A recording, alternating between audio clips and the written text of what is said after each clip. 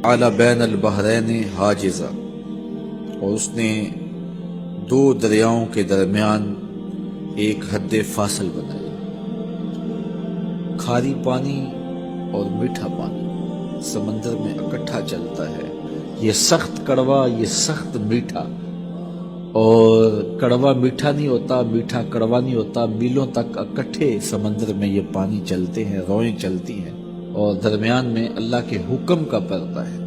الہ مع اللہ، کوئی ہو سکتا ہے جو اللہ کے علاوہ معبود ہو؟ بل اکثرہم لا یعلمون، بلکہ ان میں سے اکثر سمجھتے نہیں ہیں۔ حضرت امام شافعی علیہ رحمہ شہتوت کے درخت کے نیچے بیٹھے تھے، کسی نے کہا اللہ کے ہونے کی دلیل دو، آپ نے کہا یہ شہتوت کا درخت ہی لے لو۔ کہا یہ کیا ہوا، جو سامنے آئی چیز اس کو دلیل قرار دے دیا۔ کہا دیکھو شہتوت کا درخت ہے، اس کی جڑوں کا رنگ اور ہے، تنے کا رنگ اور ہے، شاخوں کا رنگ اور ہے، پتوں کا رنگ اور ہے، پھل کچا ہو تو رنگ اور ہے، پک جائے تو رنگ اور، ایک ہی زمین سے نکلتا ہے۔ پھر چھال کا ذائقہ اور ہے، پتوں کا ذائقہ اور ہے، پھل کچا ہو تو ذائقہ اور ہے، پک جائے تو ذائقہ اور ہے۔ پھر اسی شہتوت کے پتے بکری کھائے تو دودھ دیتی ہے، گدھا کھائے تو لید کرتا ہے، ریشم کا کیڑا چاٹے تو ریشم دیتا ہے، شہد کی مکھی چوسے تو شہد دیتی ہے۔ میٹیریل ایک ہے، نتیجے الگ الگ برآمد ہو رہے ہیں۔ تو کہا اگر تم اس شہتوت کے درخت کو دیکھو تو یہی اللہ کے ہونے کی دلیل ہے۔ کیا اللہ کے علاوہ اب بھی کسی کو معبود مانو گے؟ جب مشکل میں کافر بھی پھنستے، جب وہ جنگل میں جاتے پھنس جاتے، کوئی راستہ نہ ملتا، یا سمندر میں کشتی پہ سفر کر رہے ہوتے اور کشتی ڈولتی اور موت سامنے نظر آتی، پھر اپنے بتوں کو نہ پکارتے، پھر خدا کو پکارتے، لیکن اللہ اتنا کریم ہے پھر بھی انہیں نجات عطا کر دیتا۔ یہ نہیں کہ اب پھنس گئے ہیں تو ڈبو دو، نہیں، اللہ تعالیٰ جل شانہ کافر بھی فریاد کرے تو اس کی بھی سنتا ہے۔ اس لیے کہا مظلوم کی آہ سے ڈرو، چاہے وہ کافر کیوں نہ ہو۔ اگر مظلوم کافر بھی ہو تو وہ بھی اگر اللہ کو پکارے گا تو اللہ اس کی بھی فریاد سنے گا۔ اللہ اکبر۔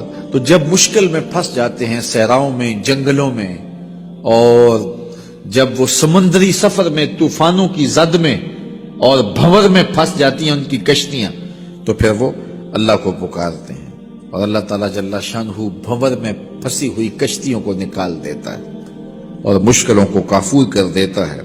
وَيَكْشِفُ السُّوءَ وَيَجْعَلُكُمْ خُلَفَاءَ الْأَرْضِ، اور وہ مصیبت کو دور کر دیتا ہے اور تم کو زمین میں صاحب تصرف بنا دیتا ہے، زمین کی خلافتیں عطا کر دیتا ہے، تخت و تاج عطا کر دیتا ہے، تمہیں شاہی دے دیتا ہے۔ اللہ تعالیٰ ارشاد فرماتا ہے الہ مع اللہ، کہ اب بھی اللہ کے علاوہ کوئی معبود بناؤ گے؟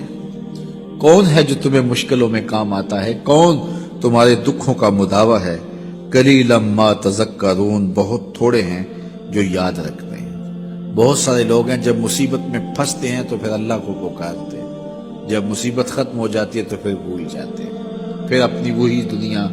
جب وہ زمین کانپتی ہے نا، زلزلہ آتا ہے، تو پھر سارے کہتے ہیں یا اللہ میری توبہ، یا اللہ میری توبہ۔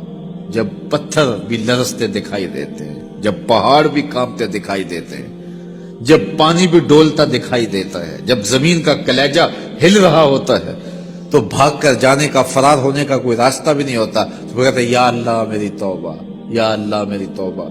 لیکن جب زمین ساکن ہو جاتی ہے تو پھر اسی طرح سرکش کے سرکش، متکبر کے متکبر۔ تو جب پھنس جاتا ہے تو سب کچھ دینے کے لیے تیار ہو جاتا ہے، لیکن جب بچتا جاتا ہے تو پھر راستے ڈھونڈتا ہے۔ جب مشکل میں آتا ہے تو وہ کہتا ہے یا اللہ مجھے بچا لے، میں تو سجدے سے سر نہیں اٹھاؤں گا، پکا نمازی بن جاؤں گا، کسی کو دکھ نہیں دوں گا، کسی کو اذیت نہیں دوں گا، تیرے بندوں کی خدمت کروں گا، تیرے گھر کی نوکری کروں گا۔ کیا کچھ نہیں کرتا، اس کہتا ہے مسجد صاف کروں گا، میں لیٹرینیں بھی صاف کروں گا، مجھے اس مصیبت سے، اس مقدمے سے، اس دکھ سے، اس پریشانی سے، اس بیماری سے بچا لے۔ اور جب بچ جاتا ہے وہی چھاتی تان کے چلنا، اور وہی تکبر، وہی رعونت، وہی سرکشی۔ کیسا بدبخت ہے، لیکن وہ کتنا کریم ہے۔ جب وہ بندہ دوبارہ پھنستا ہے پھر کہتا ہے مالک، اللہ کہتا ہے چل جا، میں پھر معاف کر دیا، کوئی لاؤ تو صحیح ایسا کری۔ اسلامک بیان کے لیے ہمارے چینل شائننگ کشمیر آفیشیل کو سبسکرائب کریں۔